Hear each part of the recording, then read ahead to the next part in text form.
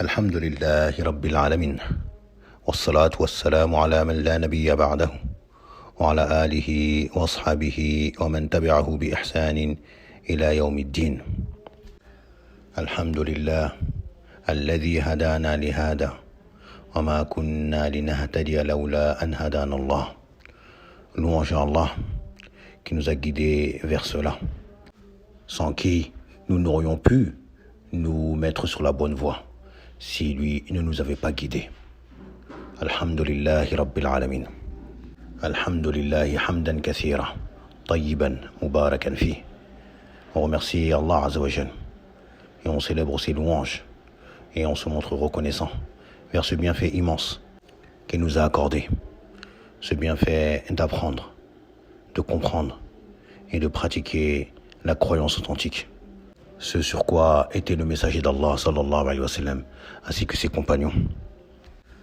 Donc on continue nos cours sur la croyance authentique, Al-Mu'taqadu As-Sahih, écrit par l'éminent savant, le défunt, le cheikh Abdessalam ibn Barjas, rahimahullah ta'ala, livré, compilé sous forme de questions et de réponses par le cheikh Abdullah Raslan, hafidahullah ta'ala.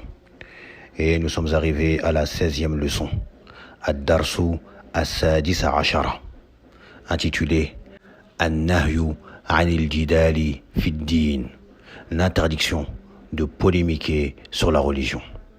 Et l'auteur, il nous dit en question 97, Ma mawqifu ahli sunnati wal jama'ati min al jidali wal khusumati fid-din.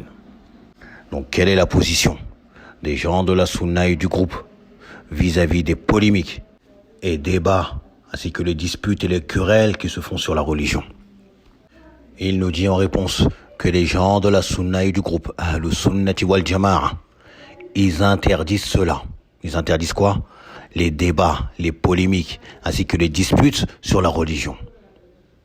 Bien évidemment, d'où leur vient cette interdiction? Qu'est-ce qui les pousse à adopter cette position, à savoir d'interdire les débats, ainsi que les polémiques sur la religion? Il nous dit cela conformément à la parole du messager d'Allah sallallahu alayhi wa sallam, comme il est venu dans les sunan de At-Tirmidhi, rahimahullah ta'ala, mais également de Ibn Majah, rahimahullah ta'ala, selon le noble compagnon Abu Umama, radiyallahu anhu, qui a dit, Qala Rasulullah sallallahu alayhi wa sallam, Ma dalla qawmun ba'da hudan, kanu alayhi illa utu jadala. ثم قرأ صلى الله عليه وسلم ما ضربوه لك إلا جدلا بل هم قوم خصمون. Dans ce hadith, le prophète sallallahu alayhi wa sallam dit dans le sens qu'il n'y a pas un peuple qui ne s'est égaré après avoir été sur la guidée, si ce n'est à cause de la polémique, du débat. Puis il a récité la parole d'Allah subhanahu wa ta'ala lorsqu'il dit dans la sourate Az-Zukhruf, au verset 58, selon traduction approximative du verset, mais ce n'est que par polémique qu'ils te l'ont cité comme exemple. Ce sont plutôt des gens chicaniers. Puis l'auteur nous dit en question numéro 98, Mal jadalu al-madhmoum. Il nous dit quelle est la polémique qui est blâmable.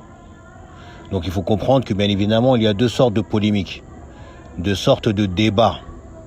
Il y a le débat qui est louable et le débat qui est blâmable.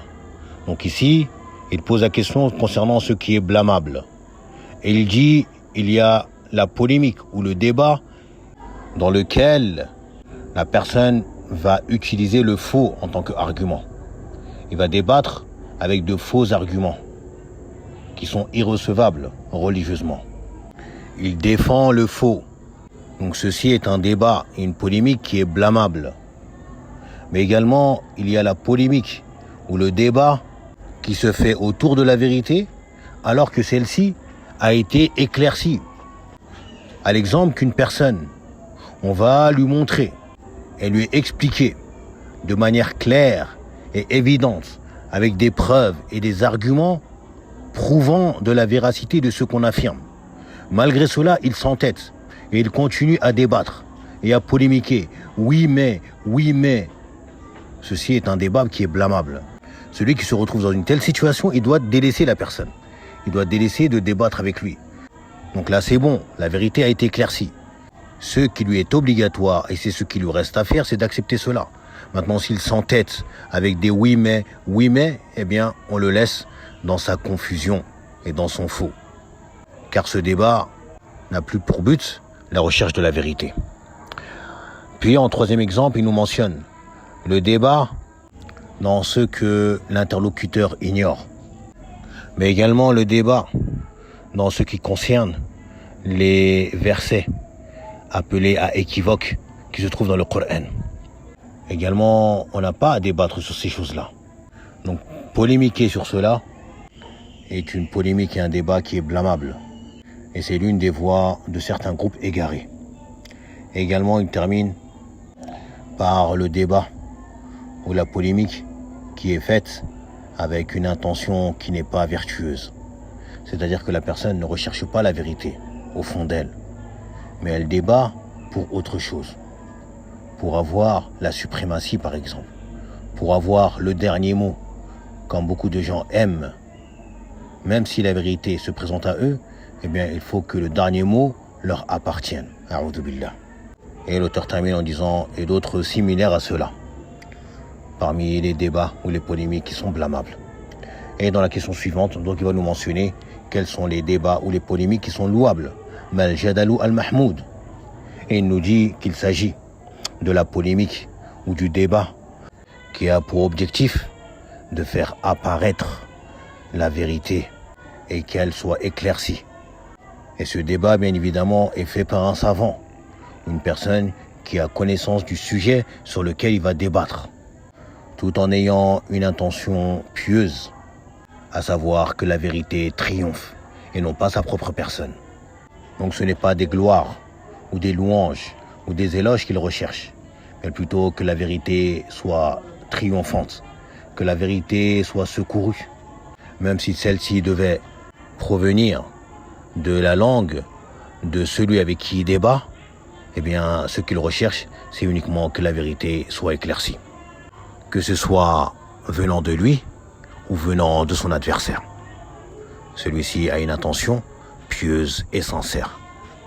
Et également, il va adopter le bon comportement, ainsi que les bonnes manières durant le débat et la polémique. Il ne va pas être grossier, ni insultant, ou violent et menaçant. Non. Il fait tout ceci avec bonne manière.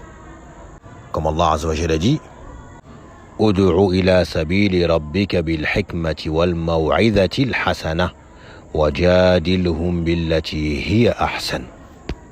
Il dit subhanahu wa ta'ala dans la sourate An-Nahl, les abeilles, au verset 125, sur une traduction approximative de ce verset, par la sagesse et la bonne exhortation, appelle les gens au sentier de ton Seigneur et débat avec eux de la meilleure façon.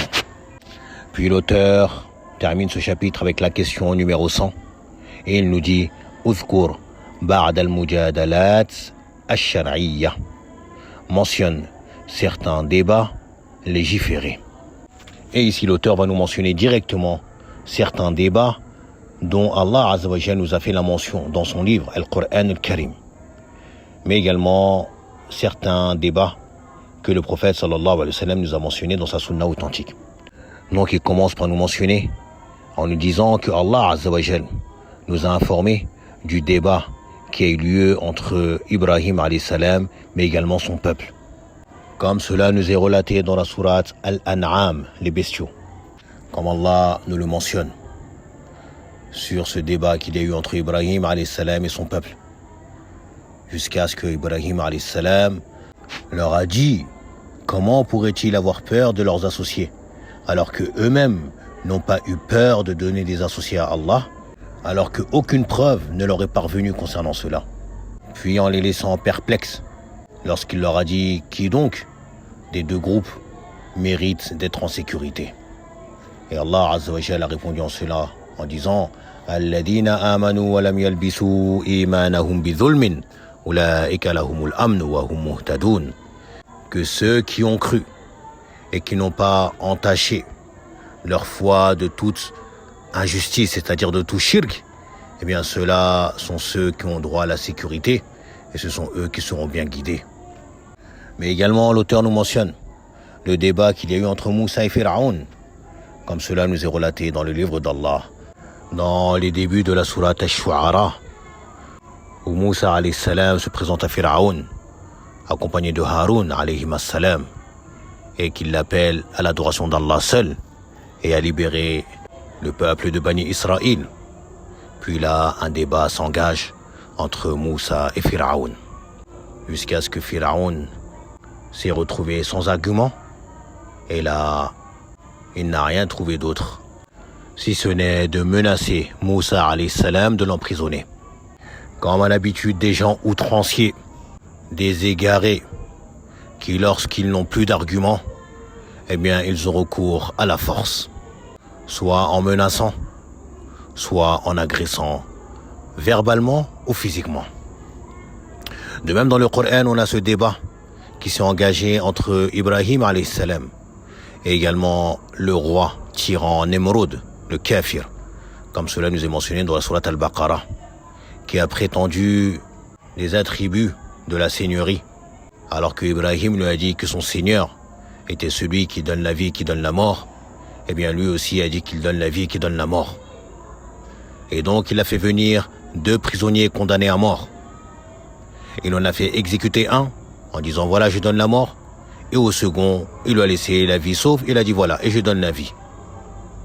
Et Ibrahim lui a dit si tel est, eh bien mon Seigneur lui fait venir le soleil de son levant, fais-le donc venir de son couchant.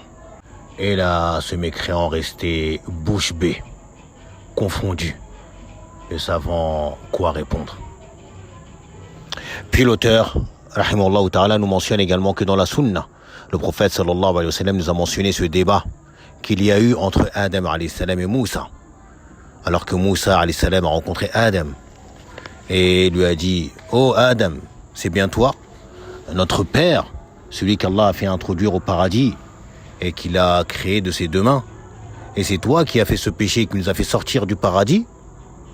Et là, Adam lui a répondu tout bonnement « Oh Moussa, c'est bien toi, celui que Allah a élevé et choisi en tant que prophète et messager et qu'il l'a favorisé par sa parole. Et c'est toi qui me dis cela. Ne sais-tu pas que Allah a décrété cela avant même que je sois créé ?» Et le prophète sallallahu alayhi wa sallam nous dit dans le sens, eh bien Adam a vaincu Moussa, yani par le débat. Car il a fait reconnaître à Moussa, après qu'il ait voulu faire des reproches à Adam alayhi salam concernant ce qu'il est advenu de lui, que tout ceci avait été décrété par Allah subhanahu wa ta'ala. Et que Allah lui a pardonné et accepté son repentir. Donc comment peut-il mentionner cela en termes de reproches alors qu'il est un messager d'Allah et censé savoir cela. Alayhimus salatu wassalam. Et l'auteur nous mentionne également qu'il a été rapporté des salafus salih, de nos pieux prédécesseurs, rahimahumullah, plusieurs débats dont ils ont participé afin de faire triompher la vérité. Et il nous dit que tout ceci entre dans les débats qui sont louables, dans lesquels avait été réunie la science authentique, mais également une intention pieuse et sincère pour Allah, et également le suivi de la voie du prophète sallallahu alayhi wa sallam, mais également le bon comportement dans le débat. Et parmi cela, on peut mentionner le débat qui a eu lieu entre l'imam Ahmed rahimahullah ta'ala et les savants mu'tazilites lors de l'épreuve qui a touché les gens de la sunna, à savoir cette fitna de la parole comme quoi le Coran était une créature. Mais l'imam Ahmed, ainsi que d'autres avant lui et après lui également, ont débattu de manière religieuse pour défendre la vérité. Certains, au prix de leur vie, ont été tués, bien qu'ils ont avancé les arguments véritables pour défendre la croyance authentique. D'autres ont été emprisonnés. Puis Allah a donné le triomphe aux gens de la sunna. Walhamdulillahi rabbil alamin. C'est sur cela que l'auteur, rahimahullah ta'ala, a terminé ce chapitre. Donc, pour résumer, les débats sont de deux sortes. Un débat louable et un débat blâmable. Et les gens de la sunna ne s'avancent pas pour débattre avec les gens. Par contre, si ils sont appelés à cela, que cela est une nécessité afin d'éclaircir la vérité et de la faire triompher et éclater au grand jour, eh bien cela sera à faire, tout en respectant ce que nous avons mentionné, à savoir être doté de la science, profitable, d'une intention pieuse et sincère, mais également de faire preuve de bon comportement durant ce débat. Et si tu vois que la personne qui est en face de toi n'est pas une personne qui recherche la vérité, tout ce qu'elle cherche c'est de polémiquer, de débattre avec toi, eh bien dans ce cas-là tu devras la laisser et délaisser ce débat, car il n'a aucun intérêt. Mais également prenez garde à vous lancer dans des débats avec les gens du faux, alors que vous n'avez pas la science pour les réfuter. Mais plutôt, la seule chose que tu vas récolter, c'est de avaler leurs ambiguïtés. Et il se peut même que tu te retrouves à faire partie de leur rang, qu'Allah nous en préserve. Donc préservez-vous. Préservez-vous et ne vous lancez pas dans des débats et des polémiques. Que ce soit en direct ou que ce soit par message, comme cela est fait sur les réseaux sociaux, sur Facebook, sur WhatsApp, sur TikTok, sur Telegram ou etc. dans des groupes ou sur des chaînes publiques où chacun vient et veut débattre et lance des ambiguïtés. Si toi tu n'es pas à même de pouvoir réfuter ces ambiguïtés, tout ce qui va se passer, c'est que tu vas les récolter et tu vas être contaminé par ce mal qui les ronge. Qu'Allah nous en préserve. Et les ambiguïtés, lorsqu'elles s'installent dans le cœur d'une personne, seul Allah Azza wa Jal, s'il te fait miséricorde en t'accordant une science qui va réfuter cela et repousser cela et rejeter cela de ton cœur, de ta poitrine, sinon tu risques de sombrer et d'être anéanti avec ces ambiguïtés. On demande à Allah Azza wa Jal que nous préserve des ambiguïtés. Donc laissez cela aux gens de science et cessez de vous prendre pour des chevaliers du net ou des chevalières du net, car cela concerne les hommes mais également les femmes. Beaucoup d'entre elles également se lancent dans ce genre de débat alors qu'elles n'ont pas cette science. Donc que chacun craigne Allah Azza wa Jal dans sa religion mais également dans sa propre personne. Et préservez votre religion. Préservez votre religion. C'est ce qu'on a de plus cher.